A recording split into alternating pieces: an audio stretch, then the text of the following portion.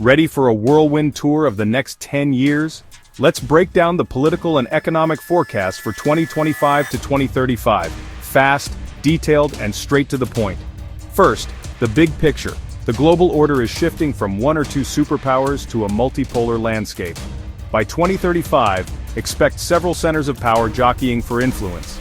The United States? Still a major player, but domestic political drama may limit its global reach. China's ambitions are bolder than ever, aiming to create a world system with as few constraints as possible. Trade, investment, cheap exports. But here's the twist. Russia, Iran, China, North Korea could become formal allies by 2035. Nearly half of surveyed experts see this alliance solidifying. 62% of experts believe a split into US and China-aligned blocs could trigger a major conflict within the next decade. Imagine a new Cold War, but faster and more unpredictable. How are other countries reacting? Many are scrambling to reduce economic exposure to China, rerouting supply chains toward the US and its allies. Europe, playing both sides but leaning toward Western supply chains. Let's talk economics. Growth is projected to slow. Global GDP gains 2.4%, 3.3% in the next couple years, down from 3.7% 2019. Why? Trade tensions, higher tariffs, policy uncertainty. The US has ramped up tariffs, pushing up production costs and shaking up supply chains worldwide. Inflation? It's easing in some places, but there's a catch. The US might see inflation bounce back due to tariffs. Europe trending toward disinflation, emerging markets, they're battling price spikes, currency swings. And here's where it gets complicated. Monetary policies are diverging. The Fed is cautious, ECB cutting rates, Japan tightening. Emerging markets varied.